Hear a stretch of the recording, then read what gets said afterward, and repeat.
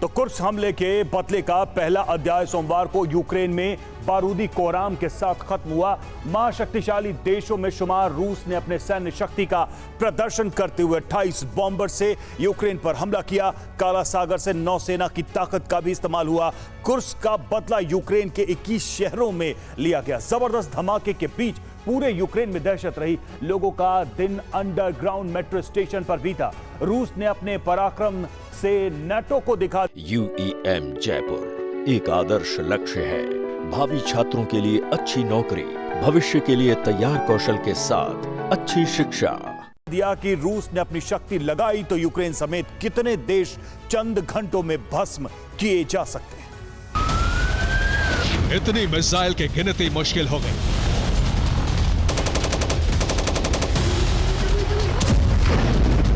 इतना घातक हमला कि पूरा यूक्रेन शेल्टर्स में दुबक गया।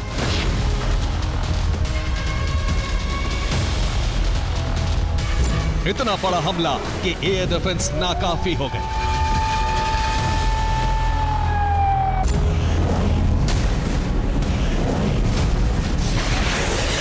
इतनी लोकेशन पर एक साथ अटैक कि पूरा यूक्रेन धमाकों से सहम गया।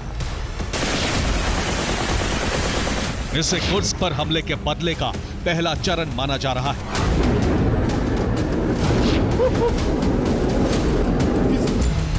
रूस ने एक बार फिर दिखा दिया है कि उसका नाम दुनिया के शक्तिशाली देशों में क्यों शुमार है।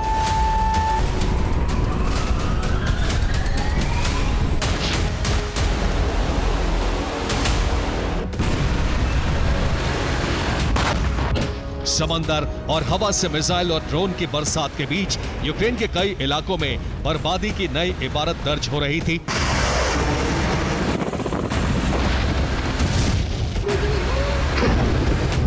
तो दूसरी तरफ यूक्रेन में मौजूद तमाम एयर डिफेंस मिसाइलों को हवा में नष्ट करने के लिए लगातार एक्टिव थे।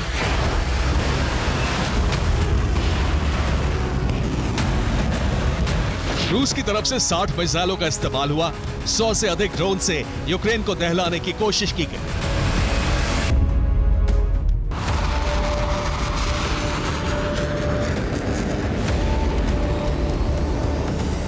रूस के टारगेट पर यूक्रेन के सैन्य ठिकाने और कई बड़े शहर थे।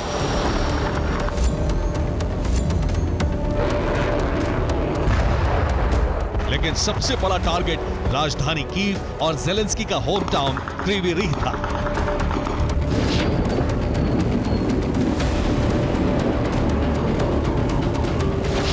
रिपोर्ट के मुताबिक यूक्रेन ने कुछ 28 बॉम्बर का इस्तेमाल किया। किंजल जैसी मिसाइलों का इस्तेमाल करके 21 शहरों को निशाना बनाया गया।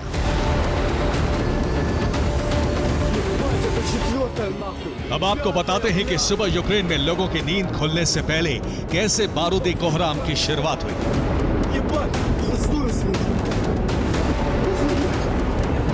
दिन सोमवार, वक्त सुबह 5 बजे।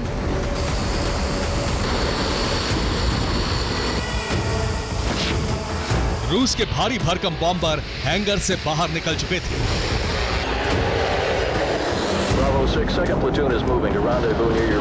रूस के कई एयरबेस अचानक वॉर मोड में नजर आने लगे।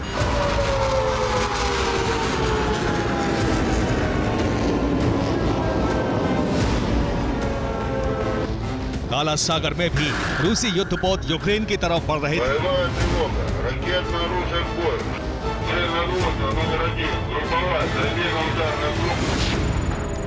रूस की हर हरकत पर नजर रखने वाली अमेरिकी सैटेलाइट से सबसे पहले पेंटागन को अलर्ट मिला और यूक्रेन तक पहुंचा आपात संदेश।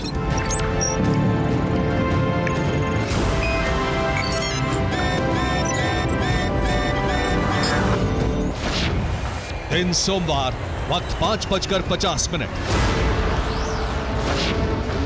यूक्रेन में एयर अलर्ट के सायरन गूंजने लगे।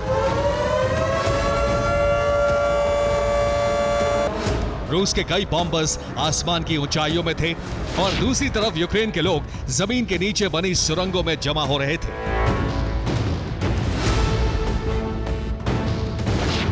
अलग अलग दिशाओं से रूस के 25 से ज्यादा फाइटर जेट्स और बॉम्बर्स की उड़ान से अनहोनी का संकेत मिल रहा था और जिंदगी बचाने के लिए यूक्रेन के लोग जमीन के नीचे मेट्रो स्टेशन पर जमा हो रहे थे।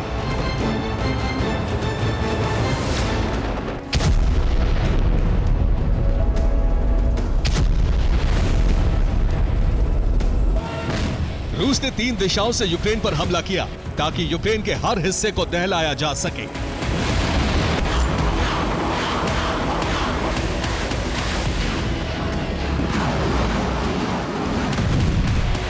रिपोर्ट के मुताबिक यूक्रेन के 21 शहरों में धमाके हुए। जहां एयर डिफेंस की तैनाती थी, वहां किंजल मिसाइलों का इस्तेमाल किया। ड्रोन और मिसाइलों से Kyiv, Kryvyi Rih, Chernihiv, Dnipro, Donetsk, Lutsk, Odesa, वोलोदर, ज़पोरिज़िया, ज़ाइटोमिर, मिकोलेव जैसे तमाम बड़े शहरों पर हमले किए गए। अब आपको दिखाते हैं कैसे एक खास रणनीति से यूक्रेन पर हमला किया गया।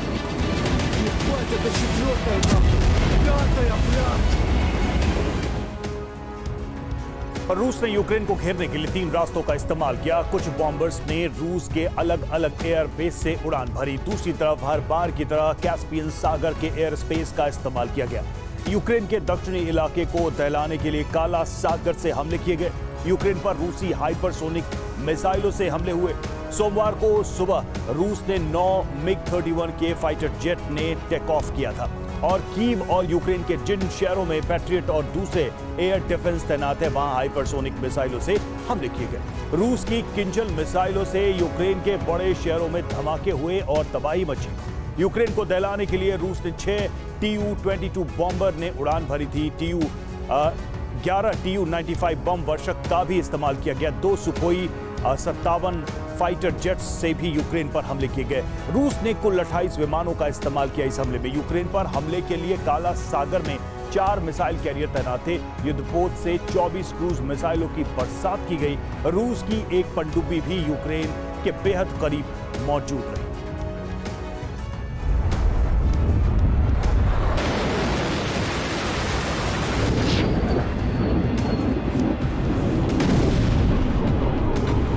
यूक्रेन में नुकसान के आंकड़े जुटाए ही जा रहे थे कि सोमवार शाम यूरोप से डराने वाली ये तस्वीरें सामने आई।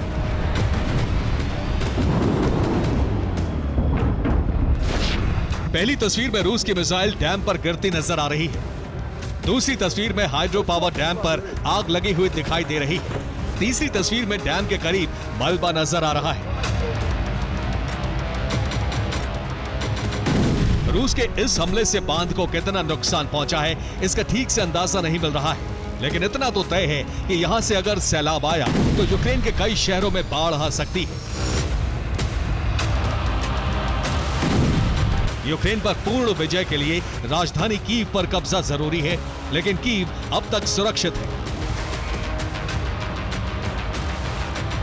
यही वजह है कि रूस अब कुदरत की ताकत का इस्तेमाल कर सकता है, और वो है कीव के करीब जमा बेहिसाब पानी।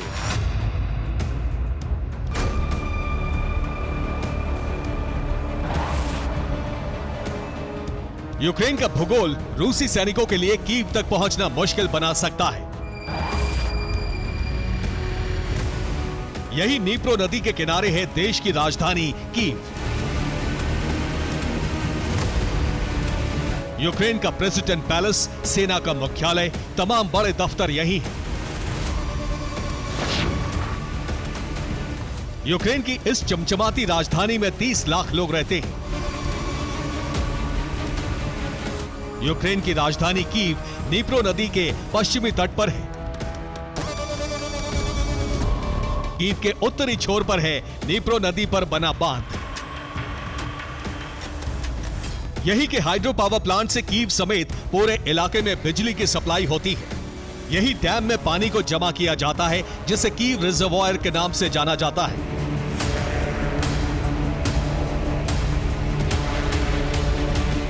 अगर इस डैम को तोड़ दिया गया तो डैम से रिजर्वॉयर का पानी कुछ इस तरह से बाहर आएगा और कीव समेत कई इलाकों में सैलाब आ जाएगा।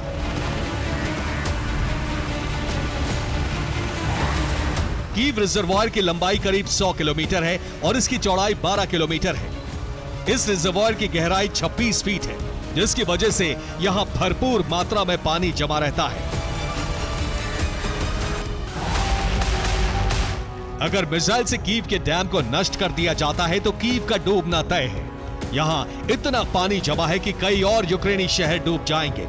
बांध टूटने से हाइड्रो पावर स्टेशन भी नष्ट हो जाएगा और बिजली की सप्लाई भी बंद हो जाएगी। सैलाब का पानी यूक्रेन से यूरोप तक भी जा सकता है, इसलिए कीव डैम की मरम्मत को लेकर नेटो और जेलेंस्की के बीच बातचीत शुरू हो गई है। Bureau report, TV9, Bharatvarsh.